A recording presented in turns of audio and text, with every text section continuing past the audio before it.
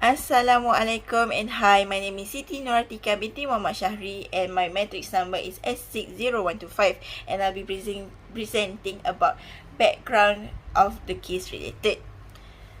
A business makes a foreign direct investment, which is FDI, when it acquires a majority stake in a company, industry, a person or an entity in another country. Through FDI, foreign businesses participate directly in everyday activities from the host nation, resulting in a transfer of resources such as money, knowledge, technology, and also skills. Next is the case main issue. In keeping with its aim of fostering robust, profitable, sustainable growth and investing in Malaysia as a key manufacturing base for Nestle Group, which the headquarters is in Switzerland, Nestle Malaysia Berhad is spending over 100 million ringgit to expand its Milo factory in Chembong, Negeri Sembilan. With this development, the group will turn its Chembong factory into the world's largest Milo manufacturing center of excellence in the entire world. This part of its ongoing effort is to increase efficiency and competitiveness to Milo. Milo is one of the most popular products in Malaysia, and Nestle Milo in Malaysia tastes much more better than any other countries. The company's willingness to keep making investment in Malaysia is indicated by this growth.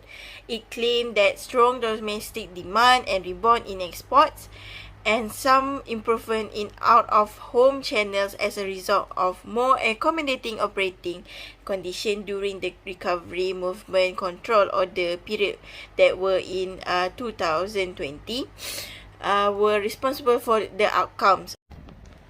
This shows how Nestle making their foreign direct investment towards in Malaysia means the Switzerland Nestle makes investment in the product of Milo and invest to be the most biggest Milo manufacturing, which is in Malaysia.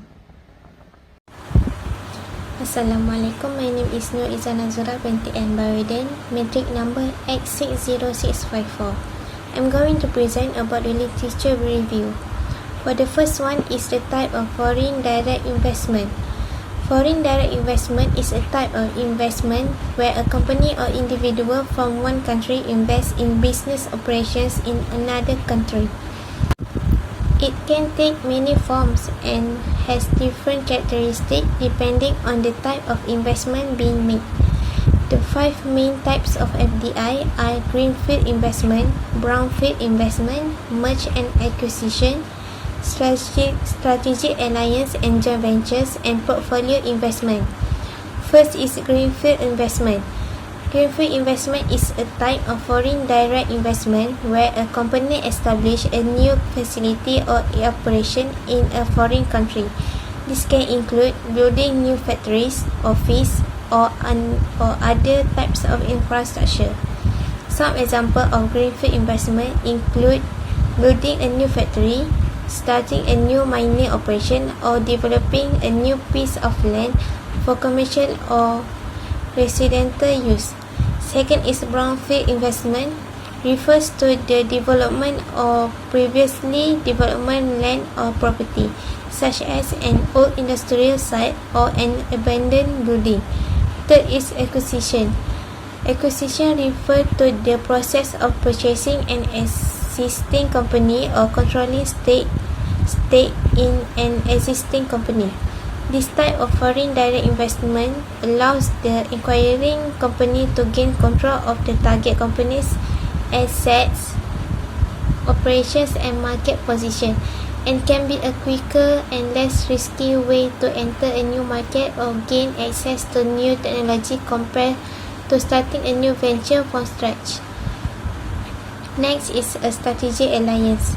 Strategic alliance is a type of partnership or collaboration between two or more companies where the partners work together to achieve a common goal or set of goals. This type of partnership can take many forms such as a joint venture, licensing agreement, or distribution partnership. A joint venture is a type of strategic alliance where two or more companies come together to jointly own and operate a specific business or project. The companies involved in a joint venture contribute their own assets such as capital, technology, and expertise, and share in the profits and loss of the venture. Last is portfolio investment. Portfolio investment is a type of foreign direct investment where an investor buys stocks, bonds, or other securities in a foreign country rather than investing in a specific company or project. These investments are typically made in a diversified portfolio, meaning the investor holds a variety of securities from the different companies and sectors. The goal of portfolio investment is to earn a return on the investment through dividends, interest, or capital appreciation of the securities.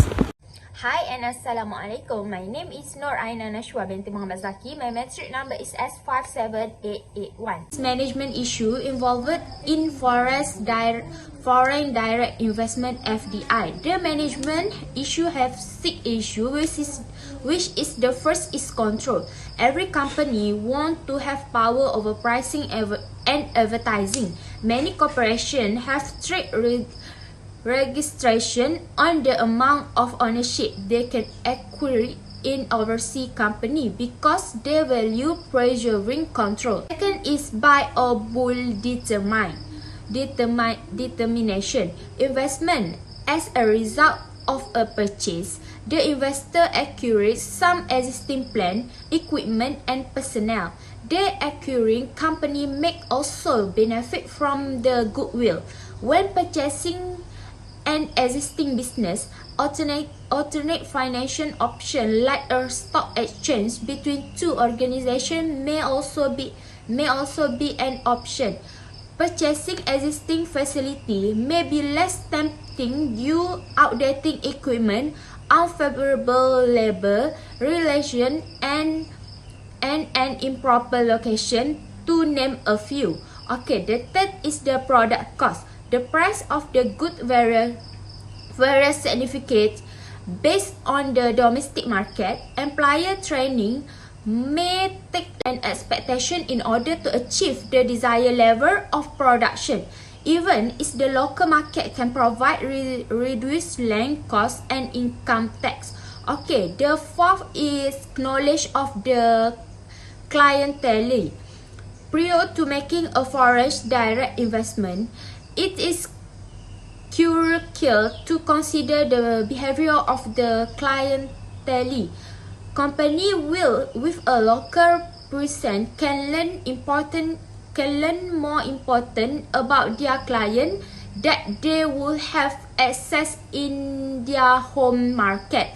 Next is following customer business engagement in FDI.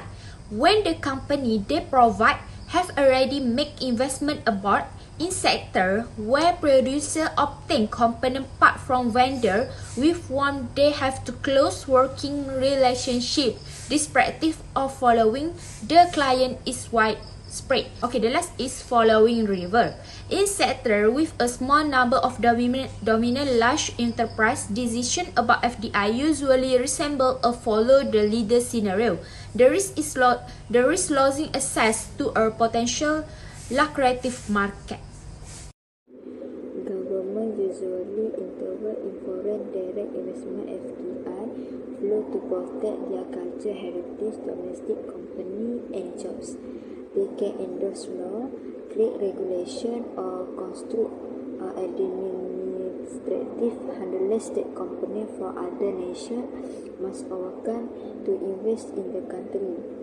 However, aside from philosophical areas, the government intervenes for practical, reason as follows. Reason for intervention by the host country, value of payment. This means the record of total import, receipt of a country versus total outgoing or export of a nation. International transaction that result in inflow from other nations add to the balance of payment accounts. International transaction that result in outflow to other nations reduce the balance of payment account.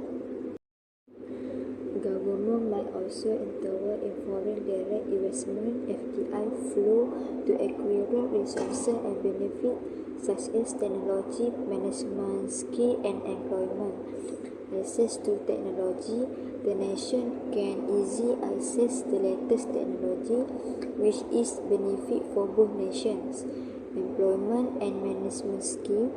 A company that invests in a home country can provide management skill, thereby increasing the employment rate in that country. Reason for intervention by the host country.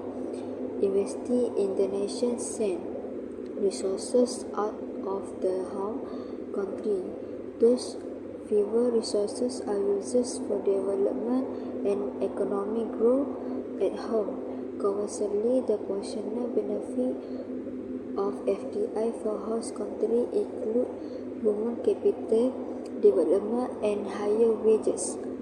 On the other hand, profit on assets abroad that are returned home increase both a home country's balance of payment and its available resources.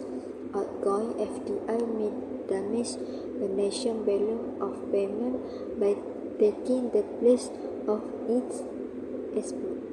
Thank you. Assalamualaikum and selamat sejahtera. My name is Siti Nurhikmah binti Muhammad and my matric number is S58297.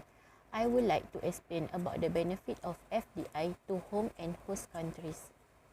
Firstly, the benefit to host countries is the resource transfer effect. This FDI usually will make a positive contribution to the host country's economy by supplying the capital, technology and management resource. The effect is money flow in from the home countries will causing the economic growth in the host countries. Second benefit is the employment effect. Mostly FDI will bring new job opportunities to the host countries. For the example, when Nestle opened their branch in Malaysia, they opened almost 1,000 new job opportunities to Malaysia residents in the production and management sector. The second is benefit to the home countries. First benefit is the inflow of international earning will improve the account balance of the country.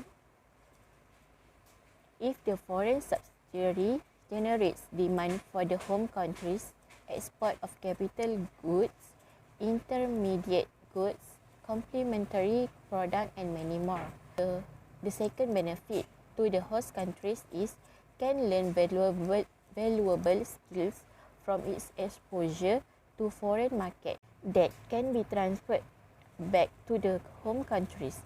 Throughout this exposure, home countries can learn about the superior management technique and superior product and technologies of the product process.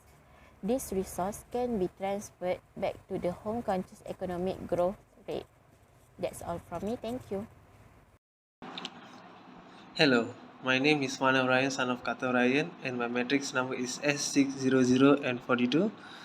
Today, I would like to talk about the cost rates of host and home countries of Nestle at Switzerland and also Malaysia. Okay, for the host country costs, the first point refers to the adverse effects on competition. Foreign multinational corporations like Nestle may use funds generated to utilize the costs in the host market and enable the company to occupy a monopoly position in the market. Countries with few large firms such as Nestle of their own that are able to compete with the subsidiaries of foreign tend to be more concerned about this. Okay, my second point is the adverse effects on the balance of the payment. There are some potential negative effects of foreign direct investment on her host nation's balance of payment for Nestle. The subsequent outflow of income as the foreign subsidiary returns earnings to its parent company must serve as a means of compensating for the initial capital inflow that is brought about by foreign direct investment.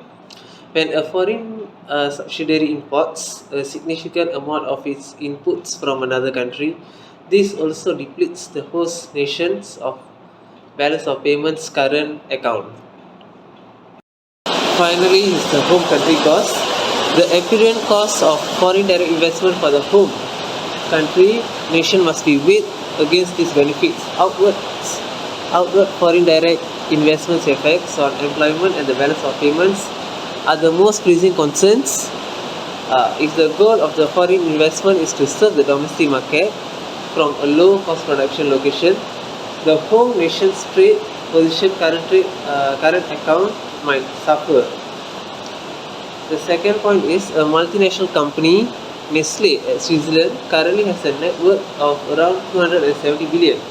The brand's price approach is what has contributed to its success. Nestle's revenue is steadily increasing for now, which shows that its products were successfully identified and positioned in the market. In generally, Nestle products are more expensive than those of the retailing brand.